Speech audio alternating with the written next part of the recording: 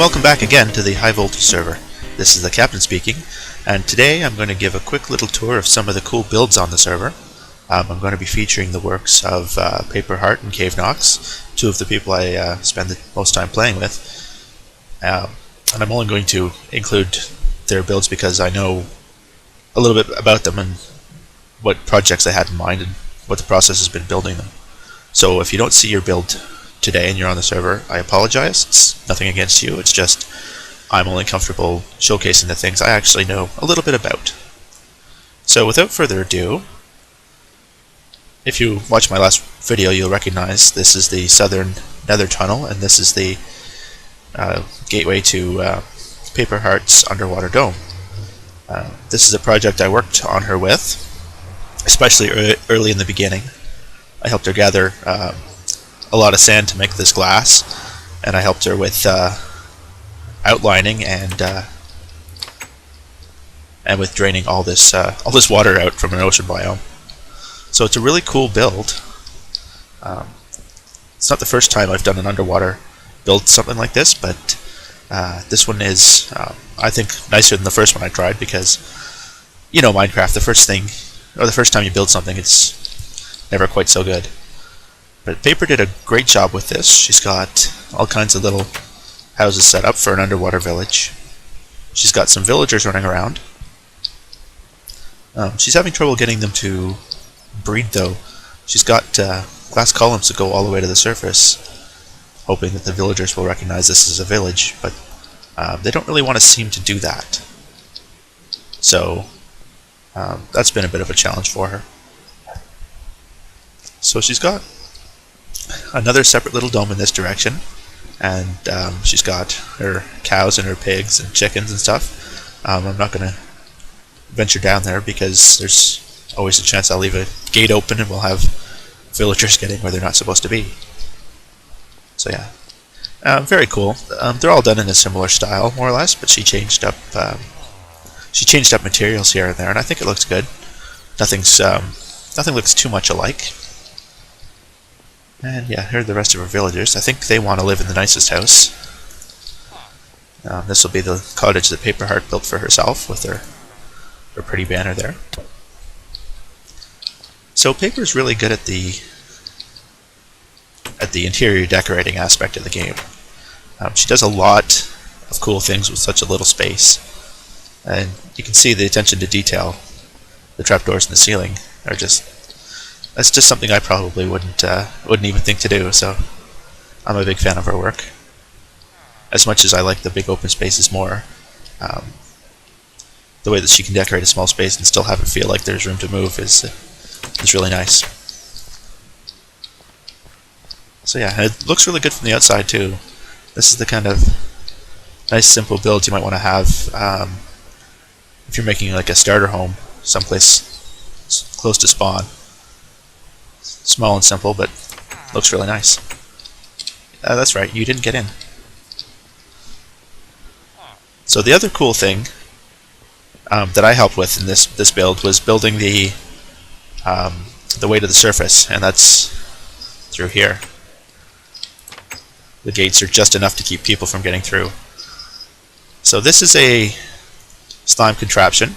It's one of the things that I've played with the most in this server since 1.8. So it's got a single piston underneath. It's powered by redstone. Activates when you hit this button, and it launches you up into the water, which is kind of cool, but the best effect is when you have a boat. So you place the boat in the middle, you hit the button, and boats will naturally float to the surface. So voila, and you're on the surface. You can tell by F3 quickly, the Z coordinate is at 926, so we're just a few blocks away from the 1000 block build limit. So we're pretty much right at the oh, I'm having some issues with my boat. We're pretty much at the limit for the build zone. Nope. Stupid boats! I can never get out of them without them getting away on me. I don't see it. Oh, there it is. So we have a bit of an island here. We haven't done much with it. It's mostly served to get us our trees when we were starting out in this area. And we lit it up to keep the monsters from spawning on it. At some point we might want to build something here, maybe more of a little cottage or something, but for the time being it's just what it is. So I don't know if I can hit it. Let's try. I'm going to see if I can ender pearl back in. Ender pearling through water is always a challenge, of course, because the pearl loses its forward momentum. See how that does. That's going to fall short. Yeah, that fell short. Try that. Well, it's not that far short. It's not bad. Let's see if this one does it. Oh, so close. Overshot just a little bit. So yeah, there are all kinds of great things you can do with slime contraptions. And this was one that just kind of popped to me. It's also fun to just launch yourself up into the water and slowly drift back down. So that's the basics of Paperheart's underwater dome. There might be more expansions on the way in the future. She still has this direction she could go, and again on any of the other diagonals. It's a really cool little build. It's one of the most unique ones on the server right now, so I thought it was worth showing. So next I'm going to go to Caveknox's mountain base that he's working on right now. He's got a really large cavern that he's trying to turn into a dwarven city kind of a thing. So I'm going to go ahead and go there off screen, and I'll meet you guys there. Okay, so I'm here at the entranceway to Caveknox's giant mountain base that he's got going on. You can see behind me there's a bit of a road that leads away. We're planning on connecting that with the road that connects all of our team's builds, and we're going to have it connect into Ironford that I showcased in the first episode. So if you haven't seen that, I highly recommend you go check it out. It's a really cool build that two of the members of the server did, and I definitely think it's worth checking out. So this is the stairway he's got going on. He's still working on it. He's got to connect his road through, and goes up this really cool angled staircase, which I think looks great, and it's tough to build stuff on an angle in Minecraft, so I'd say he did a great job with it. And it goes up. Definitely gives you the feeling of going into a large castle or keep. The big open area, the wide walkways, and the high ceilings. So this is his stables. I'm going to light that up a bit. He just recently put this in. It's got a few horses, nothing too special, but nice open space. As I've said before, I'm a big fan of open space, so I'm a huge fan of this project that he's got going on, because he's got so much open space. And I think in Minecraft that's something that gives you the better sense of grandeur. It's not the amount of blocks you use, but it's the amount of space you can create with those blocks that makes it just have that much more of a powerful impact. So he's got himself some suspended bridges here to get around.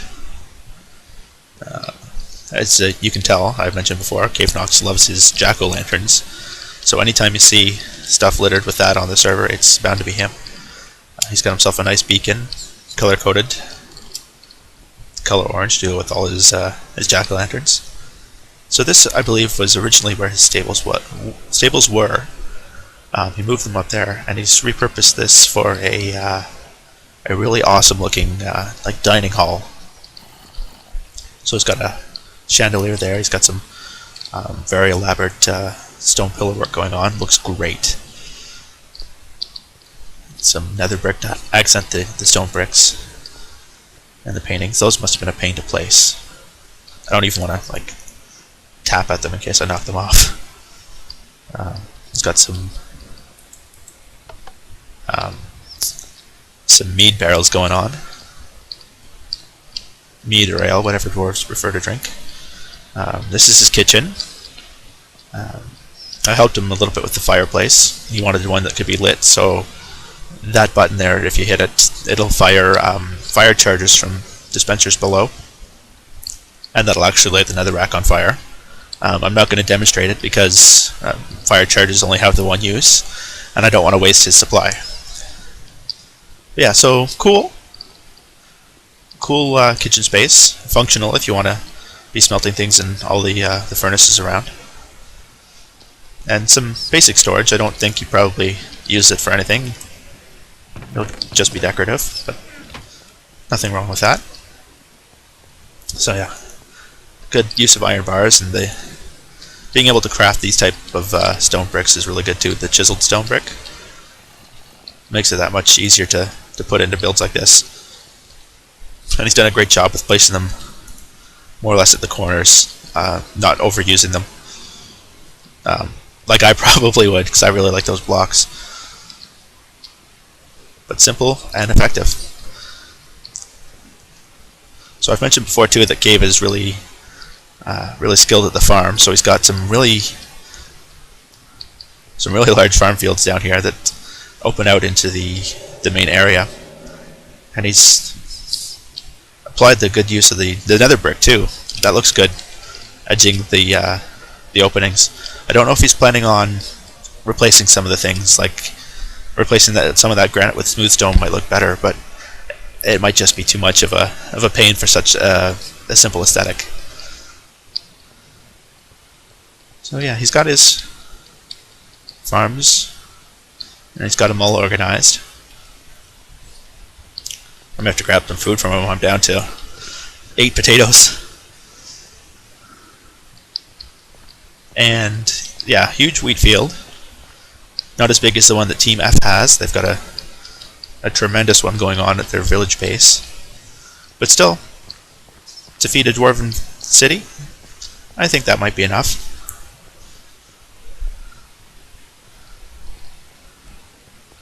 I suspect too he'll probably decorate more of these behind the scenes tunnelways and stuff. Potatoes, if he wants to make some potato vodka, and some carrots. So he's got all the good stuff. You can see, just looking below, I came in there and the floor is all the way down there. So he's got a lot of space to work with. I don't know what he's planning on doing with it all, but the occasional support pillar I think might be something that would look good. So he hasn't finished this one yet. I know he's planning on going down into that cavern. We did some TNT blasting as a team one evening, so I'm pretty sure he wants to go that way. Oh, this is a gift from Paperheart. We foolishly decided that the 3 of us could take on 4 withers at a time, and it didn't go so well, especially for Cave and Paper. They both lost a lot of stuff. I managed to not lose anything, but I went to that fight over prepared. I had a few gold apples and a couple of god apples, and it wasn't enough to keep me alive. So I was fortunate enough. Blah. Words are difficult. I was fortunate enough to lead them away, so I could get my stuff back when I died. So I didn't lose anything. This was originally his farms, but he's moved them onto nicer spots. It's got a lot of dirt and gravel because he's dug out a lot of his base. And yeah, he's also good at the smaller spaces. I don't think I could ever have a spot that cramped. Does he have any? Those are eggs. Okay, I know where there's some food I can grab. So yeah, he spent most of his time, I'm pretty sure, digging it out. So he hasn't built a lot yet, but this build has a lot of potential food for Team West. Let's take the potatoes. I can have a starchy diet. I'm okay with that. Alright. Oh, that spot. Every time I'm in, something spawns there. Every time. I hope he forgives me for placing a torch and not a jack-o'-lantern, but that's dangerous, man. Alright, so that's Caveknox's dwarven village. Next, I'm going to show you the first build he did on the server. He made some really cool flying islands. So I'm just going to go ahead and jump there, and I will meet you guys when I get. So I'm here at Caveknox's flying islands. There's the portal behind me. So he's built himself over a lake and a taiga biome. You can see there, that's the Team West road. That direction goes to our headquarters, and the other direction goes off to my base. So he's got himself some dogs also. Hasn't done anything with them yet. That's the birthday present that Paperheart and I left for him. You can see the sign here. The entire time that evening he was putting down cakes everywhere he went. It wasn't until after he logged off that we realized it was his birthday, so we immediately grabbed some things and came and left him a good present. And we left him a diamond block and a bunch of TNT and all kinds of birthday cake. He hasn't taken it down because I guess he really likes it, and I'm glad that he does, because it took us a while to get all of the things together that night and to build it for him.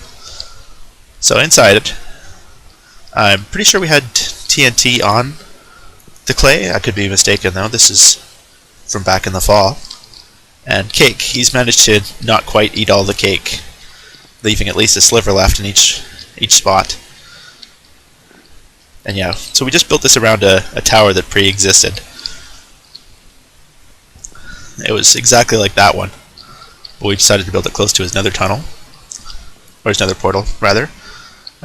He's got some type of, I think that's a villager breeding spot there. I don't claim to know everything about this build, just a few things. So I was charged with building the bow on top of the present, and I had no idea how to do it, but I think it turned out pretty good, considering I just made it up as I went.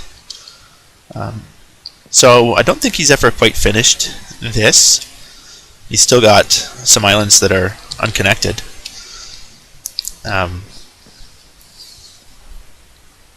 But you know how Minecraft can be. You kind of lose interest in a project after a little while, and you leave it kind of unfinished for a bit before you come back to it. So I used to have a bunch of bunnies breeding here. That sign was left by Paper. She doesn't appreciate the bunny murders. I'm pretty sure this is where he's got his rabbits at now. The entire road below is littered with rabbits that fell off but landed in the water and swam to shore. So this, yeah, I think this is where he had them. And he had, I don't know if those trapdoors were for dropping them or something.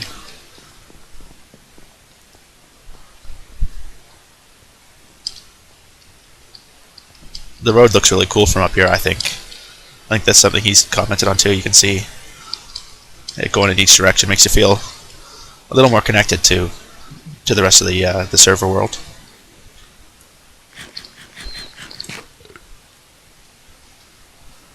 So he's got himself his farms and everything underground, which is really cool. Like I said, he's good at setting this kind of thing up. I usually just, I don't know, I set up the bare minimum. Oh, is that supposed to be ice? Huh. I don't know about that, but I'm not going to mess with it. But yeah, no, I wander too much, so having a lot of farms is not efficient for me. This isn't where I'm supposed to go. You know, whereas Caveknox, he will build and mine in one location for a long time. So having a lot of farms is more efficient for him because he's doing other things in the area for all that time. And again, you can tell this area is his. You see all the jack-o'-lanterns everywhere you look, lighting things up. Which isn't that bad of an idea necessarily. I mean, torches are pretty finicky. You get water pouring down, and you get like if you place them on the side of sand and it falls, they're gone.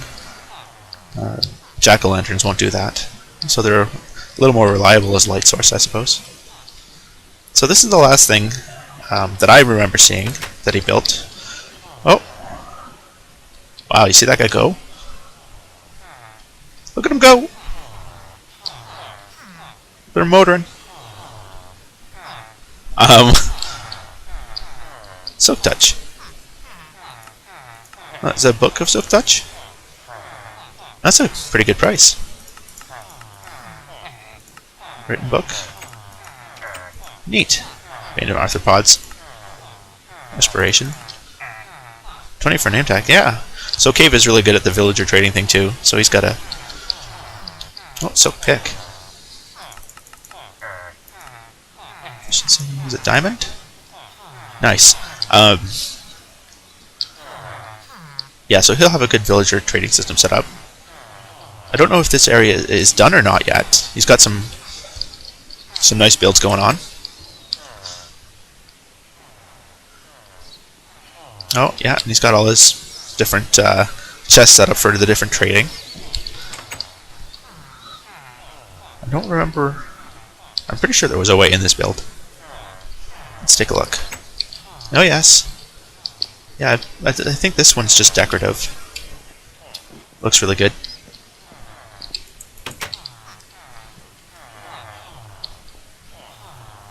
So yeah, that's Caveknox's Flying Islands. I'll see if I can find a spot. I'm gonna go back and give you guys a view of it from the ground to help you really understand the scope of it. Where did I come up though? Here? Yes.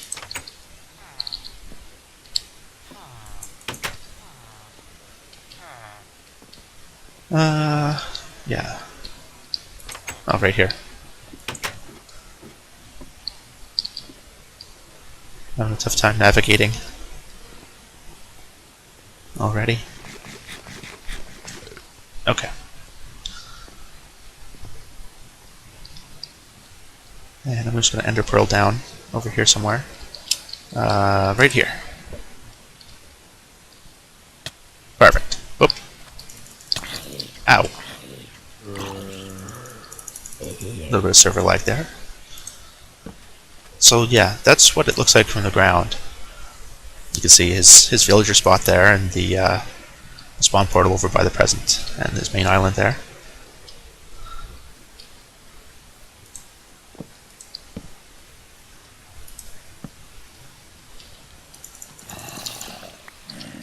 Bit of a dangerous spot.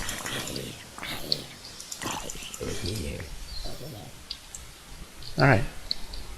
So yeah, that's his cool island build.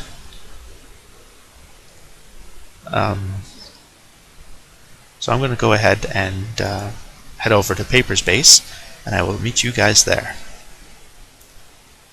I'm here at Paperheart's place, and the first thing you see when you come through the portal is the pixel art giraffe that I made for her. We were just chatting one night, and it came up that she really liked giraffes, so I thought this would be a cute thing to do. Took me a little while to find the pixel art model to do it. Once I did, I just couldn't put it off. I was going to wait for Christmas or something to do it, but I built it around American Thanksgiving, so I'm pretty happy with it. It turned out really well, and she really likes it, so you know, I'm happy. And that's one of the better parts of playing on a survival multiplayer server, is you can learn things about people and build things for them, and really kind of brighten their day a little bit. So I think that's really cool. So Paper's got a nice setup in a flower forest. She's got herself her stable set up, and some bunnies and some cows, a few sheep. She's got herself a little village or station down here as well. That's something I guess she's learned to do fairly well too. I guess I'm just too stubborn to figure out how to effectively breed and trade with villagers. I'm pretty much the only person I think on the server that doesn't, and there's nothing wrong with it. It's just I don't really know how to do it, so I don't. And this is her mines. I'm not going to go any further in, but I think she's the only person on the server. Well, no, I think Frats has as well, but she's one of the few people on the server that's actually dressed their mines up and made them look good or interesting. So this rail is just here to get villagers to and from a spot she has inside for them. So I'm going to give you the tour quickly. She carved out a nice little home in the mountain. I'm a big fan of. I need more food.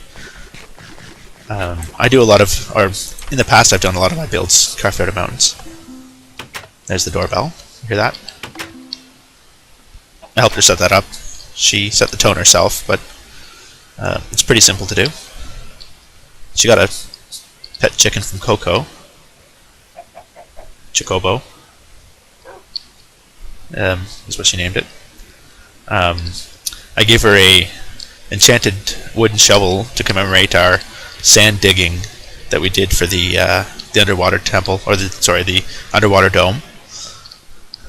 She was using I think efficiency 1 shovel, and she was wondering why it was taking her so long. So I made that one as a joke. She's got a beacon room set up now. She's got herself a nice enchanting station and some really good windows to look out over her view. Get a good view of the giraffe we've nicknamed Jim. So you can see Jim from here and all the animals in the portal. And again, the lights in the ceiling and the attention to the detail that she puts in is really cool. She's got a basic storage place here that she's talking about upgrading. Simple bedroom, again, similar view. The one upstairs is a bit better, but that's pretty good. So this leads down into the mines. It connects underground tunnel to the Team West headquarters. This is something I installed for her. A simple redstone set of pistons. It might seem to you, you might notice that the circuit stays open longer than usual. I've actually built in a circuit delay mechanism in the back. Sorry, Paper, I'll put the coal back. So you can see just quickly how this works. The redstone is delayed down the right path, and it keeps the redstone repeater here lit for longer, which means that it stays open that much longer. So that was pretty cool. I try not to watch tutorial videos for redstone and such, so I mostly figured that out myself. I'll show you what's down here, of course. So she's got a really cool little brewing station. She looked at my work and managed to replicate it. So she has herself some chests that she can access and tuck away. So good on her. That's how I learned a lot of my redstone work, was having people help me with things and then figuring out how they did it. Oh, I didn't know that could open through the bottom of the stairs. That's cool. See? You learn something new all the time. So she's got herself some farms. And this is the other part of her villager station. She's got a little trading setup going on. Everyone marked with their best deals. So 20 emeralds for a name tag, and so forth.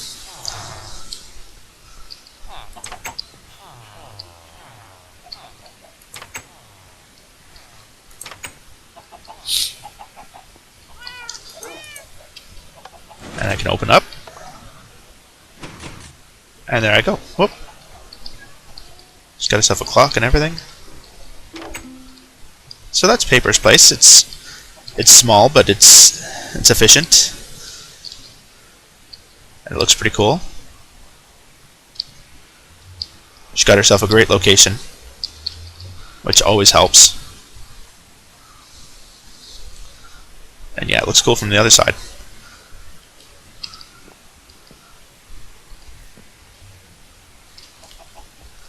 So the only thing I'm going to show quickly, and I'm not going to go into too much detail, because I'm going well over time at this point. Down this way.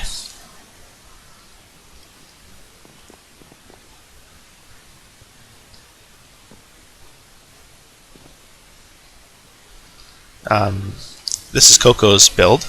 He's got himself a nice little mushroom house. You go and you go down, you can see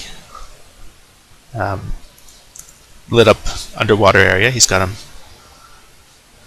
big underground complex that goes below the mushroom house. That's a little joke build that Caveknox and Paper did for Coco. There was some nasty weather going on where he lives in the UK back in the fall, and they decided they'd build that just kind of out of fun. So yeah, you can tell it's a bit of a storm or a tornado or something. I don't remember what.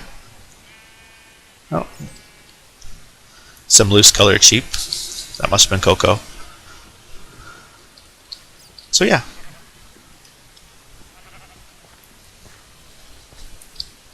And that's the part of the road that connects then back to headquarters.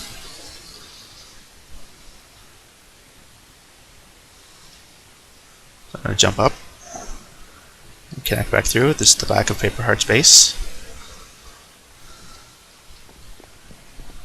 And I'm going to call that an episode. I'm sure I've went over time, so thanks for sticking with me if you did. If there's anything you'd like to see, please let me know. Otherwise, have yourself a good day. Thanks for watching, and goodbye.